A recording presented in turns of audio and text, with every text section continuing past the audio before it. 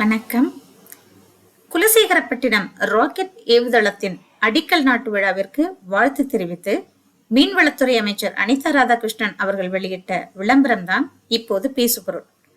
ஏன்னா இந்திய விண்வெளித்துறை ராக்கெட் வேகத்துல முன்னேறிக்கிட்டு இருக்கு. ஆனா இந்திய கொடிக்கு பதிலா சீன கொடி பொறிக்கப்பட்ட ராக்கெட், அதுவும் பிரதமருக்கும் முதல்வருக்கும் நடுவே சென்ட்ரா அமைக்கப்பட்டிருந்ததை பார்த்ததும் நான் கூட மோடி அவர்கள் சீனாவுக்கும் பிரதமராகி விட்டாரோ அப்படின்னு நினைச்சேன். இதை பற்றி கடுமையாக விமர்சித்த பிரதமர், இது இந்திய விஞ்ஞானிகளை அவமானப்படுத்தும் செயல் அப்படின்னு சொன்னார். அண்ணாமலை அவர்களை பற்றி சொல்லவா வேணும்? போதாக்குறைக்கு மீடியால பயங்கர கண்டன குரல்கள் எழுந்ததோட பயங்கரமான கண்டென்ட்டும் கிடைச்சிருக்கு மீம்ஸ் கிரியேட் பண்றவங்களுக்கு. சரி, ஏதோ தவறு நடந்து போச்சு அப்படின்னு சமாளிக்க முடியாது. ஏன்னா அது ஒன்றும் ஏதோ பிரைவேட் கம்பெனி ஓப்பனிங் செரிமனிக்காக கொடுக்கப்பட்ட விளம்பரம் கிடையாது. போதாக்குறைக்கு அமைச்சராக இருக்கும் ஒருவர் கொடுக்கும் விளம்பரத்தில் இவ்வளவு பெரிய தப்பு நடந்திருக்கிறது நிச்சயமா கவனக்குறைவா மட்டுமே பார்க்க முடியாது. ஒரு ப்ரூஃப் கூடவா பார்க்காம விளம்பரம் கொடுத்திருப்பாங்க? சரி, அப்படியே கொடுத்தீங்க.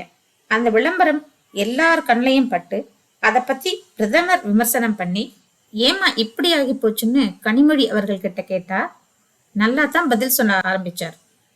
அது ஏதோ ஒரு படத்தை அந்த பிரிண்டர் தவறுதலா போட்டுட்டாருன்னு சொன்னவர் அதோட நிறுத்தி இருந்தா சரி, ஏதோ தவறுதலா நடந்துருச்சுன்னு விட்டுடலாம். கூடவே சீனா நமக்கு விரோதி நாடுன்னு சொல்லவே இல்லை அப்படின்னு கேட்டதுதான் பெரிய விவாத பொருளா மாறி இருக்கு. I don't think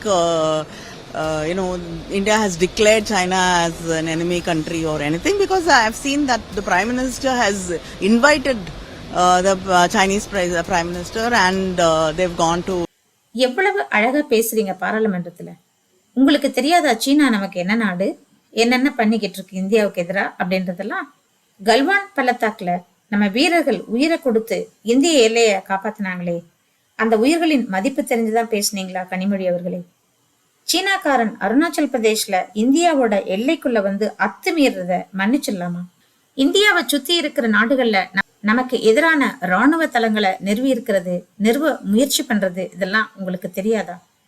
belt and road ப்ராஜெக்ட்ன்ற பேர்ல இந்தியாவை சுத்தி ஒரு வலைய பின்றதோட இந்திய பெருங்கடல்ல சீனாவோட ஆதிக்கம் அதிகரிச்சிருக்கிறது இந்தியாவோட பாதுகாப்புக்கு பெரிய அச்சுறுத்தல் அப்படின்றது உங்களுக்கு தெரியாதா? இப்ப வரைக்கும் யுஎன் செக்யூரிட்டி கவுன்சில்ல இந்தியா இடம்பெற்று விடக்கூடாதுன்றதுல பயங்கர முனைப்போடு இருக்க சீனா எப்படி நம்மளோட நட்பு நாடாக முடியும் கனிமொழி அவர்களே?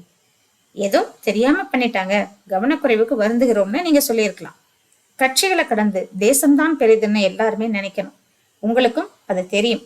பின்பு ஏன் சீனா நம்மோட எதிரி நாடுன்னு சொல்லலன்னு சொன்னீங்கன்னு தான் தெரியல. நன்றி. அடுத்த வீடியோல பார்க்கலாம்.